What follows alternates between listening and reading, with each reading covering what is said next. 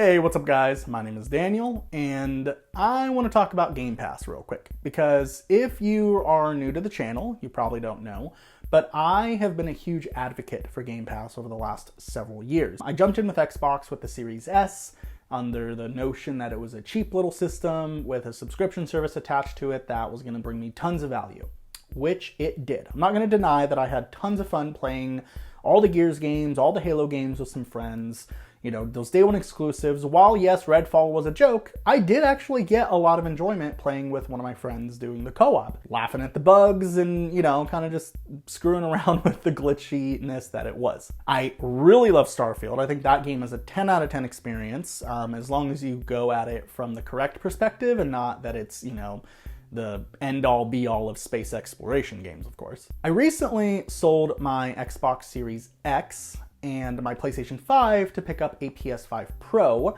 solely on the news of Forza Horizon 5 coming over to PlayStation and also getting a Pro enhancement. Now, for those that don't know, Forza Horizon 5 is my all-time favorite game. Literally, hands down, the exclusive that would make me always want to make sure I have at least access to an Xbox. But now that it's coming over to PlayStation, I don't really feel so strongly about owning an Xbox. And if we're being honest, Xbox doesn't really feel the same way either, because, well, everything is an Xbox. And that's exactly the kind of safety net that I instilled in my brain when making this decision. You see, I took my Series X and PS5 to GameStop, traded them in, and it fully covered the cost of the PS5 Pro. I also picked up a PS5 Slim with the disc drive for my wife because she was interested in jumping over to PlayStation as well. She's always been on Xbox. And that's kind of how I got the disc drive for my Pro, because she doesn't have any interest in physical games or whatever. She's just gonna play what's on my library or what's on PS Plus. That's kind of how she used Xbox, was just with Game Pass. So while it did work out really, really well for me, I'm not gonna sit here and say that everyone should go do this. It's not this kind of video.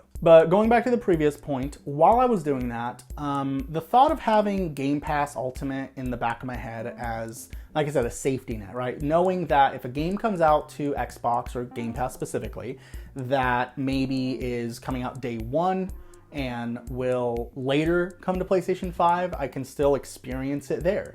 Or even if it is a day and date game that's coming to PS5 as well as the Series X, well, I can test it out on Game Pass before I commit to it on the PlayStation. Now, I've had the PS5 Pro for about 2.5 weeks now, and I have not touched the Game Pass subscription once. I realized that a lot of the games that were on the subscription service, I was playing out of obligation. And that is where I really want to touch home with this video. You know, focus on the side effects of Game Pass, the downsides of Game Pass, or any subscription gaming service.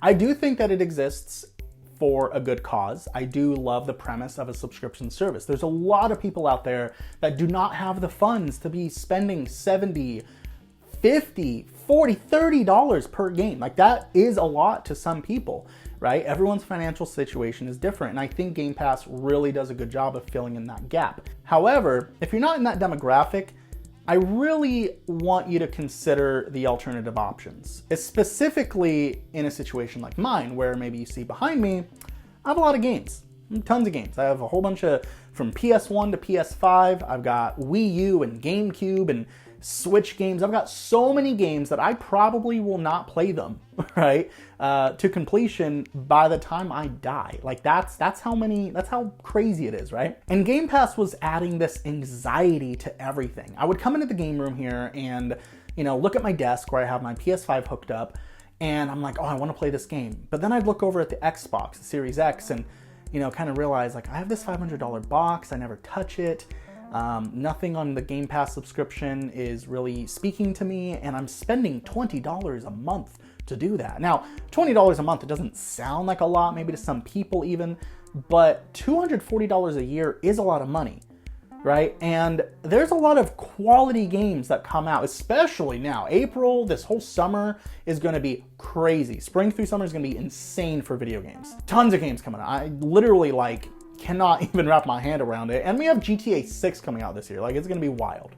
Game Pass was really just kind of bringing me down. It was adding a sense of guilt for some reason Now, I probably could have just canceled the Game Pass subscription itself and not sold the Xbox or anything, but again, I bought the Xbox for Game Pass. That's the whole reason why I jumped in to the platform in the first place. Now, of course, there is a merit of the games on Game Pass, but that's not as relevant to me because I played all of them that I wanted to play, and I was just kind of holding on to the service for the what ifs when something comes out. And it's not really a way to live, in my opinion anyway. So with all said and done, at the end of the day, I kind of just made the decision, no more. It is stressful. It is anxiety inducing. It is not healthy for me to be sitting here feeling this way about video games. They're supposed to be fun, lighthearted, take you away from reality for a little bit of time each day or each week, right? Whatever you're able to do. And that's not what Xbox was doing for me, especially with all the drama and back and forth with Phil Spencer saying one thing, but the company doing another. Is this game coming out? Is it gonna be worth buying on Xbox? Because, hey, it's probably gonna come to PS5 anyway. It's just all over the place. This is not a good vibe, is honestly the only way I can put it. I think that Xbox has a lot of growing up to do. And I say that lightheartedly, of course. I think Xbox is going in a direction that will be good for them. I think there's a lot of potential for them to be a third-party publisher, maybe be the first to the market with a legitimate console handheld. After hearing about the Steam Deck only selling like 4 million units in its entire lifespan so far, it's not as popular of a choice as you may think it is. And honestly, I think Sony is proving this now more than anyone, that the divide between the console and PC player base, if that's kind of your argument going into this, people are gonna play what they want to play on. If you're a console gamer, you're a console gamer. If you prefer PC, then that's just what it is. There's not a huge overlap, I don't think, comparatively to the grander scheme of the market.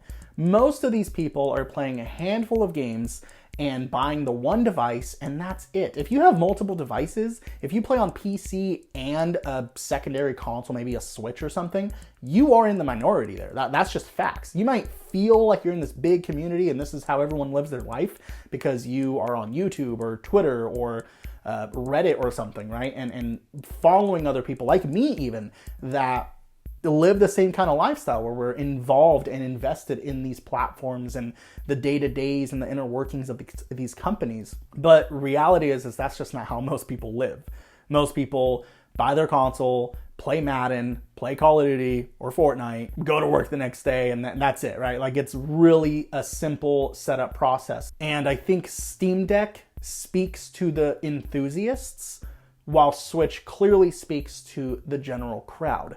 And if Xbox can find a way to create a device that does the exact same thing as the Switch, but with the Xbox flair, specifically Game Pass, and being able to play GTA 6 in handheld mode, that would be pretty fucking huge, I think. But that remains to be seen. So for now, I am signing out of Xbox for the remainder of this generation. It's been a good few years. I've had a lot of fun along the way. I've made some really good friends on the channel here, and I want to continue doing that. But I don't want to continue doing it with the pressure that I have to talk about Xbox, that everything needs to be about Microsoft and what's going on and the drama. I created this YouTube channel initially to just enjoy my time, just to share my experiences, share my opinions and thoughts on different things related to gaming. The switching to Xbox after 13 years of PlayStation video that blew up my channel initially, well, that again was not me trying to do clickbait or anything like that. That was literally just me talking about how I was really excited for Xbox. It really was all it was supposed to be. But as the years go on and Xbox changes into a company that I'm not 100% sure I want to be a part of, well, other things excite me now. So I want to go ahead and take this part of the video and talk about some of the changes that are coming to the channel in the future. I've rebranded the channel to be more about me. Channel name is my name. The handle, whatever it's called, is again my name. And that's what it's going to be. It's going to be about me enjoying video games. Everything and anything, except PC, just because I don't have the time or care to deal with that. So with that said, Going forward, I will be doing videos on Nintendo Switch 2. That's going to be a big one because I did get invited and accepted to the Switch 2 event down in Los Angeles. So I think that's April 13th or 12th or somewhere around that time frame. I will be going down there and try to get some hands-on and, you know, first impressions with the Switch 2. So that'll be great. Switch 2 is also around the corner, so a lot of coverage, unboxing, game reviews, all that kind of stuff.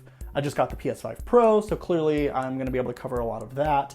I still do have access to an Xbox Series S. My stepson does play Fortnite on his Series S all the time. So if I really want to, I might do some comparisons of games like Forza Horizon 5 on the S versus the Pro, for example. I think that would be a cool video just to kind of see the gap, right, between these two platforms or these two devices. Other than that, I also do want to dive deeper into my retro collection. I do have a lot of Sony games and Nintendo games behind me. So, you know, I want to cover GameCube, Wii, Wii U, DS, Game Boy Advance, everything and anything, just whatever, you know, excites me, whatever gets me going, and hopefully that is something you want to be a part of. So if it is, consider subscribing if you aren't already. I think that this is going to be a channel that's going to be a little more casual, a little more just go with the flow in a way. And that's really what I want it to be in the long run. I want to just create a community of people that love talking about video games. You know, we're not going to ignore what's going on in the world. We're going to talk about the news and updates on things. I will be doing live streams, first impressions of new games, live streams of like news and updates and stuff. If I do gameplay, I will do like just general gameplay. I want to play through Spider-Man 2. I still have not gotten to that, actually. Spider-Man 2 is a game I do want to play through, and I will do so on Twitch. So I will do a first impressions live stream or video here. I do have my Twitch linked in the channel. I'll put it in the description below. So if you want to watch me play through games, that's going to be where it is. So do a little double subscribe there. And yeah, I'm just going to kind of chill out for now, drop a like, subscribe, and yeah, that's it. I will see you guys later.